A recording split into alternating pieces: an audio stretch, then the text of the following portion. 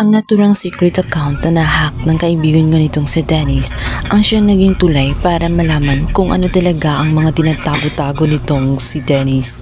Ngayon ay nag-aaway masyado itong si Allison at itong si Dennis dahil sinabi ni Allison na dapat naging malinis ang lahat.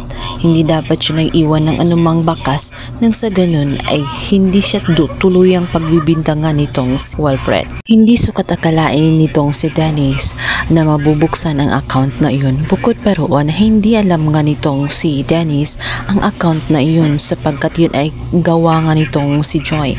At hindi rin niya alam na kakalkalin pala iyon nitong si Wilfred. Walang may alam sa mga nangyayari. Isang malaking aksidente. Subalit ngayon ay wala na siyang magawa kundi ang mapabunting hininga na lamang at manggigigil sa inis. Isip nga nitong si Dennis na siya rin ang may kasalanan sapagkat masyado siyang naging kampante.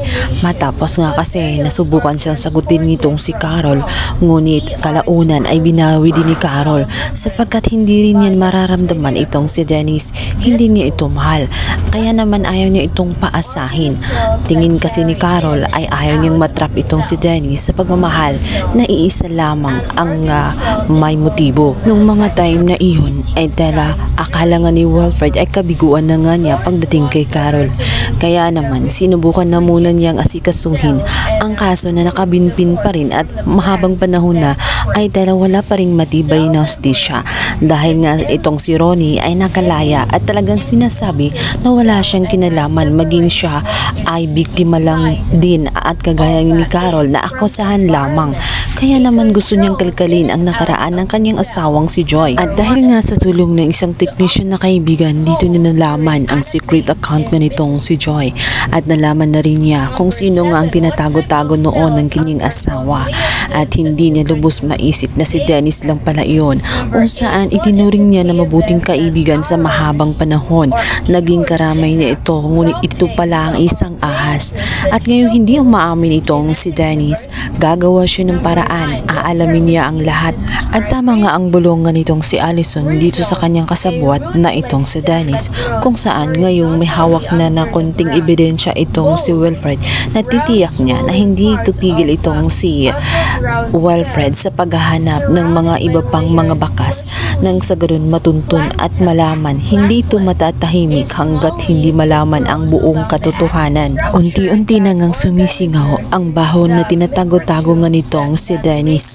Nalalaman na nga at nalalaman na hindi na nga kaya pang ilihim ang lahat.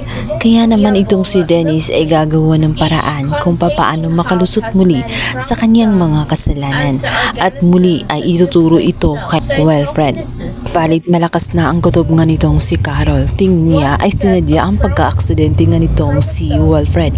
May nalalaman siya, ngunit naputol ito sapagkat hindi lahat nasabi nito matapos bigla na lamang ang na-aksidente ito. Tingin niya ay kagagawan din itong ni Dennis. Hindi magkatugma ang mga pinagsasabi nga nitong si Dennis at dito na nga siya nakapag-isip. Palihim nga niyang aalamin ang lahat at ang buong katotohanan. Ngayong hindi nga niya makakausap itong si Wilfred, siya na mismo ang kikilos para sa kaligtasan niya.